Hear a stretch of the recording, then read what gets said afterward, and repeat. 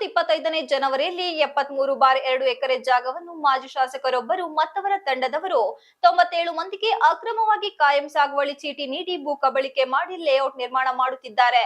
ಇದಕ್ಕಾಗಿ 25 ಎಕರೆ ಖರಾಬ್ ಜಾಗವನ್ನು ಕಬಳಿಸಿ ಅಕ್ರಮವಾಗಿ ಲೇಔಟ್ ಮಾಡುತ್ತಿದ್ದು, ಈ ಕಾಮಗಾರಿ ನಿಲ್ಲಬೇಕು, ಅಲ್ಲಿಯವರೆಗೂ ನಮ್ಮದು ನಿರಂತರ ಕಾನೂನು ಹೋರಾಟ ಇರುತ್ತದೆ, ಇಲ್ಲವಾದರೆ ಹೈಕೋರ್ಟ್ ಮೊರೆ ಹೋಗುತ್ತೇವೆ ಎಂದು ಇದೇ ವೇಳೆ ವಕೀಲರಾದ ಎಂಡಿ ಗೋಪಾಲೇಗೌಡ ಎಚ್ಚರಿಕೆ ನೀಡಿದರು. ಪತ್ರಿಕಾಗೋಷ್ಠಿಯಲ್ಲಿ ಗುರುವಾರ ಮಾತನಾಡಿ, ಹಾಸನ ತಾಲೂಕಿನ ಕಸಬಾ ಹೋಬಳಿ ಚಿಕ್ಕಗೊಂಡಗೊಳ ಗ್ರಾಮದ ಸರ್ವೆ ನಂಬರ್ 7, 10, 25, 106, 107 ಮತ್ತು 137ರಲ್ಲಿದ್ದ 73/2 ಎಕರೆ ಸರ್ಕಾರಿ ಗೋಮಾಳ ಹಾಗೂ 25 ಎಕರೆ ಆ ಖರಾಬ್ ಜಾಗವನ್ನು ರಾಜಕೀಯದವರು ಪ್ರಭಾವಿಗಳು ಕಬಳಿಸಿ ಅಕ್ರಮವಾಗಿ ಲೇಔಟ್ ನಿರ್ಮಾಣ ಮಾಡುತ್ತಿದ್ದು, ನಮ್ಮ ದೂರಿನ ಜೊತೆಗೆ ಬೆಳಗಾವಿ ಅಧಿವೇಶನದಲ್ಲಿ ಚರ್ಚೆ ಆದ ಹಿನ್ನೆಲೆಯಲ್ಲಿ ತನಿಖೆಗೆ ಉನ್ನತ ಮಟ್ಟದ ತನಿಖಾ ತಂಡ ರಚಿಸಲಾಗಿದೆ.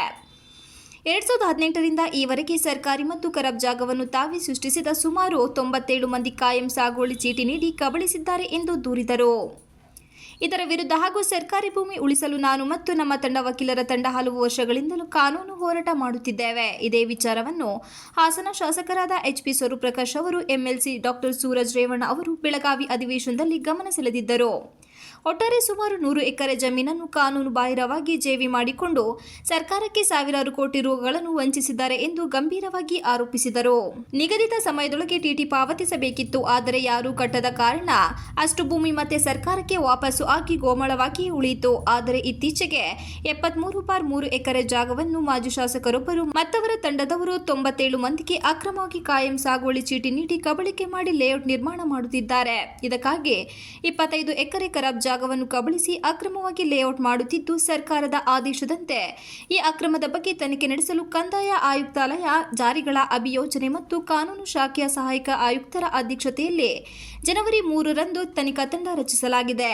ಕೇಂದ್ರೀಯ ಜಾರಿ ದಳದ ತಹಶೀಲ್ದಾರ್ ಗಣಪತಿ ಶಾಸ್ತ್ರಿ ಸದಸ್ಯ ಕಾರ್ಯದರ್ಶಿ ಆಗಿದ್ದು, ಮೈಸೂರು ಪ್ರಾದೇಶಿಕ ಆಯುಕ್ತರ ಕಚೇರಿಯ ತಹಶೀಲ್ದಾರ್ಗಳಾದ ನಯನ ಎಸ್ಎಲ್, ಶಕುಂತಲಾ ಎಂಆರ್, ಬೆಂಗಳೂರು ಭೂಮಿ ತಂತ್ರಾಂಶ ಕೋಶದ ತಹಶೀಲ್ದಾರ್ ಮತ್ತು ಕಂದಾಯ ಆಯುಕ್ತರುಗಳಾದ ಗ್ರೇಡ್ 2 ತಹಶೀಲ್ದಾರ್ ಈ ತಂಡದ 8 ದಿನಗಳ ಒಳಗಾಗಿ ಸಮಗ್ರವಾದ ವರದಿ ನೀಡಿ ತಪ್ಪಿತಸ್ಥ ಅಧಿಕಾರಿಗಳ ವಿರುದ್ಧ ಕರ್ನಾಟಕ ಸೇವಾ ನಿಯಮಗಳು 1958ರ ಅನ್ವಯ 1ರಿಂದ 4 ದೋಷಾರೋಪಣಾ ಪಟ್ಟಿಯನ್ನು ತಯಾರಿಸಿ ಸಲ್ಲಿಸಲು ಆದೇಶಿಸಲಾಗಿದೆ. ಈ ಕಾಮಗಾರಿ ನಿಲ್ಲಬೇಕು, ಅಲ್ಲಿಯವರೆಗೂ ನಿರಂತರ ಹೋರಾಟ ಮಾಡುತ್ತೇವೆ, ಇಲ್ಲವಾದರೆ ಹೈಕೋರ್ಟ್ ಮೊರೆ ಹೋಗುತ್ತೇವೆ. ನಕಲಿ ದಾಖಲೆ ಮೂಲಕ ಭೂಮಿ ಕಬಳಿಸಿ ಸರ್ಕಾರಕ್ಕೆ ವಂಚನೆ ಮಾಡಿರುವವರ ವಿರುದ್ಧ ಕಠಿಣ ಕ್ರಮಕ್ಕಾಗಿ ನಮ್ಮ ಹೋರಾಟ ಮುಂದುವರಿಯಲಿದೆ ಎಂದು ಹೇಳಿದರು.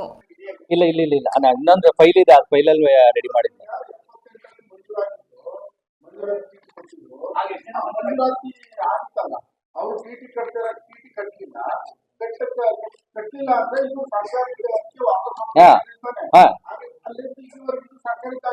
ಸರ್ಕಾರಿ ಜಾಗನೇ ಈಗಲೂ ಅದನ್ನೇ ನಾನು ಹೇಳ್ತಾ ಇದ್ದೀನಿ ನಿಮ್ಗೆ. ಈಗ 78 ತಡ್ರಿ, 78 ಅಲ್ಲಿ ಗ್ರಾಂಟ್ ಕೆಲವರಿಗೆ ಗ್ರಾಂಟ್ ಆಯ್ತು, 10 ಜನ ಗ್ರಾಂಟ್ ಆಯ್ತು ಅಂತ.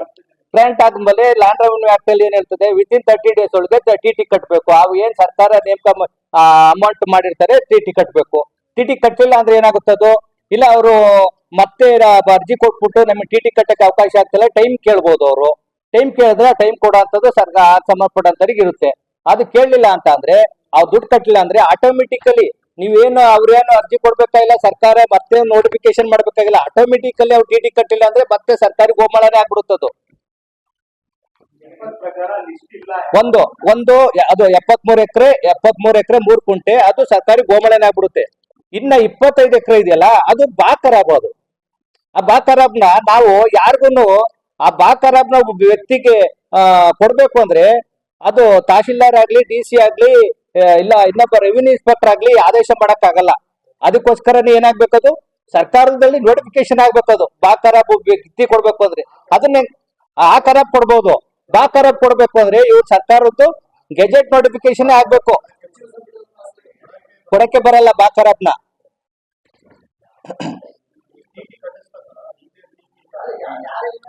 ಪತ್ರಿಕಾಗೋಷ್ಠಿಯಲ್ಲಿ ವಕೀಲರಾದ ನಯನ, ಪ್ರಸನ್ನ ಕುಮಾರ್, ಲೋಕೇಶ್, ಭರತ್ ರಾಜ್ ಮತ್ತು ವೈಡಿ ಶರತ್ ರಾಜ್ ಇತರರು ಉಪಸ್ಥಿತರಿದ್ದರು. Srinivas, TV 46 Malenadu news, Hassan.